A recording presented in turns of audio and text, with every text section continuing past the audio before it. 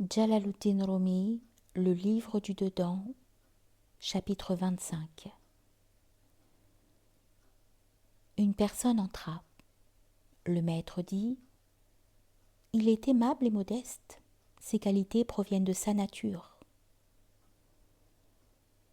Ainsi, une branche qui a beaucoup de fruits penche vers la terre, une branche sans fruits garde la tête haute comme le peuplier.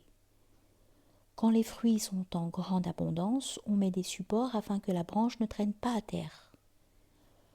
Le prophète alayhi salatu wassalam était très modeste, car tous les fruits du monde, du commencement à la fin, étaient rassemblés en lui. Aussi était-il le plus modeste de tous.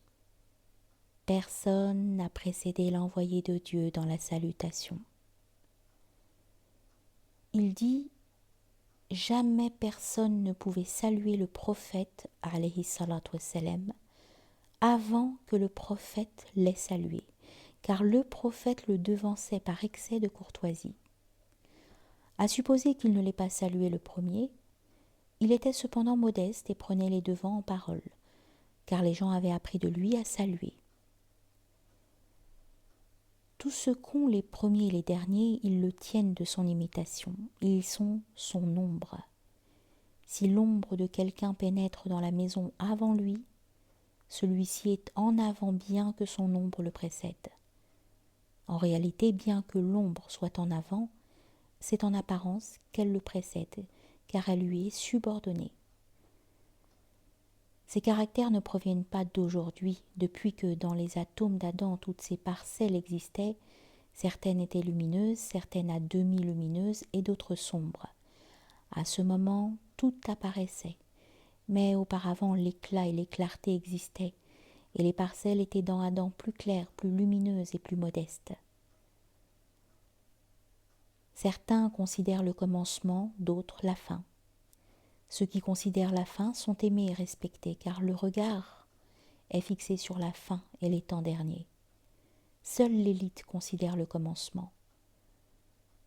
Ceux qui la constituent disent : quel besoin de regarder la fin ? Si on a semé au commencement du blé, à la fin ne poussera pas de l'orge. Et si on a semé de l'orge, à la fin ne poussera pas de blé. Donc leur regard se fixe sur le commencement. Une autre catégorie de gens encore plus élus sont ceux qui ne regardent ni le commencement ni la fin. Ils ne se soucient ni du commencement ni de la fin. Ils sont noyés dans la vérité, al-haqq. Il y a aussi ceux qui sont absorbés dans le monde d'ici-bas. Ils ne regardent ni le commencement ni la fin, mais c'est par négligence. Ces gens sont le combustible de l'enfer. Il est évident que la source était Muhammad alayhi salatu wassalam. Si tu n'avais pas été, je n'aurais pas créé les cieux. Et tout ce qu'il y a d'honneur et de modestie, de sagesse et de degrés élevés procède de son don et de son ombre, car ces qualités proviennent de lui. De même, tout ce que fait cette main, elle le fait à l'ombre de l'intelligence, car l'ombre de l'intelligence est sur elle, mais l'intelligence n'a pas d'ombre, sinon invisible. De même que le sens a une existence sans être tangible, si l'ombre de l'intelligence ne s'étendait pas sur l'homme, tous ses membres se paralyseraient. La main ne pourrait tenir bien, le pied ne pourrait marcher droit, l'œil voir clair, l'oreille entendre distinctement. Sous les auspices de l'intelligence, tous ces membres agissent d'une façon convenable, bonne et juste. Les membres sont les instruments. De même, un grand homme, calife de son époque, est comme l'intelligence universelle, aql al-kulli. Les intelligences des hommes sont comme ses membres. Tout ce qu'ils font est sous son ombre. Ils produisent des œuvres qui ne sont pas droites, dès que cette intelligence universelle leur retire son ombre. Tel l'homme qui devient fou et commet des actions déplaisantes parce que sa raison l'a abandonné et ne répand plus son ombre sur lui. Il a quitté l'ombre et la protection de l'intelligence. L'intelligence est du genre de l'ange. L'ange a un visage, des ailes et des plumes.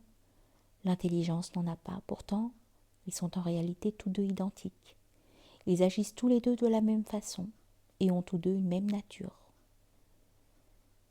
Cette ressemblance ne se reconnaît pas à leur forme, mais en réalité ils ont une action identique. Si tu écartes leur forme, les anges deviennent intelligence pure et rien ne reste de leurs ailes et de leurs plumes. Nous savons que tous étaient intelligence pure avant leur incarnation. On les appelle des intelligences incarnées. De même, on fabrique un oiseau en cire avec des ailes et des plumes, mais cet oiseau n'est que cire. Ne vois-tu pas que le faisant fondre, ses plumes, ses ailes, sa tête, ses pattes deviennent pure cire sans aucune matière autre? Il devient entièrement cire.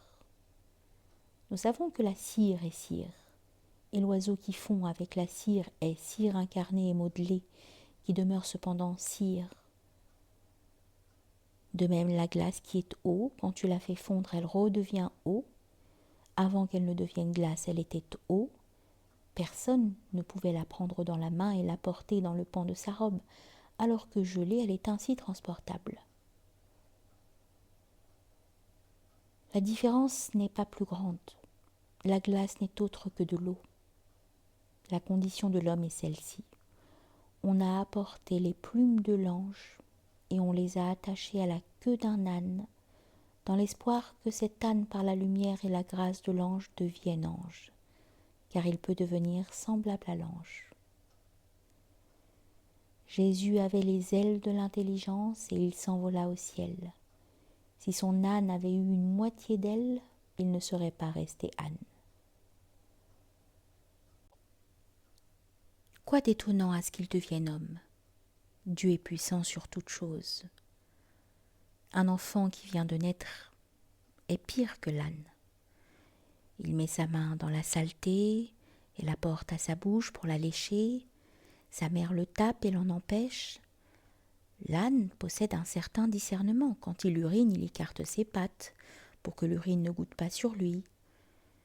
Puisque de l'enfant, pire que l'âne, Dieu le Très-Haut peut faire un homme, serait-il étonnant qu'il fasse d'un âne un homme? Pour Dieu, rien n'est étonnant. Au jour du jugement, tous les membres de l'homme, un par un, les mains, les pieds et le reste, parleront. Comment la main pourrait-elle parler, sinon que dans la main apparaît un signe remplaçant la parole? De même, quand une plaie ou un furoncle apparaît dans la main, on pourrait dire que cette main parle et révèle qu'elle a mangé des aliments de nature réchauffante. Ou bien quand la main est blessée ou noire, on peut dire que la main parle et annonce qu'elle a reçu un coup de couteau ou touché la suie des marmites. Pour la main et les autres membres, la parole est ainsi. Les sunnites disent « jamais de la vie ». Ce sont les mains et les pieds tangibles qui parlent, de même que parle la langue. Au jour du jugement, l'homme nie avoir volé. La main témoigne avec éloquence « si tu as volé, c'est moi qui ai pris ». Cette personne s'adresse à sa main et à son pied. « Vous ne parliez pas. Comment se fait-il que vous parliez ?»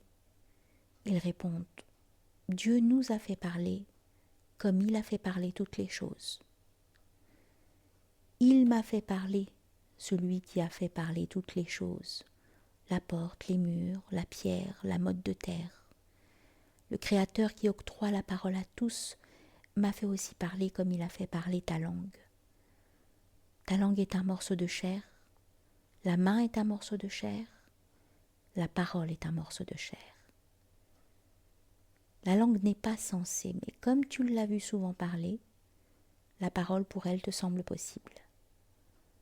La langue pour Dieu est un moyen. Quand il lui a ordonné de parler, elle a parlé, et comme parle tout ce à quoi il ordonne et commande de parler. La parole est à la mesure de l'homme. Notre parole est comme une eau que fait couler le Mirab. Comment l'eau saurait-elle que c'est le Mirab qui l'a fait couler dans le champ? Dans un champ de concombres, de choux, d'oignons ou dans un jardin de roses.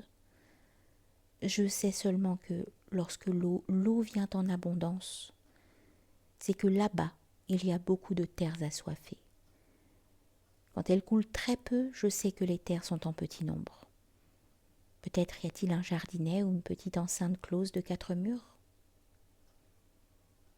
Il inspire la sagesse à la langue des prédicateurs selon la réceptivité des auditeurs. Je suis cordonnier, j'ai beaucoup de cuir, mais je coupe et je couds à la mesure de mes pieds.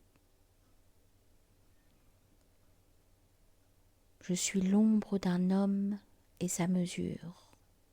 Je suis de la même dimension que sa stature.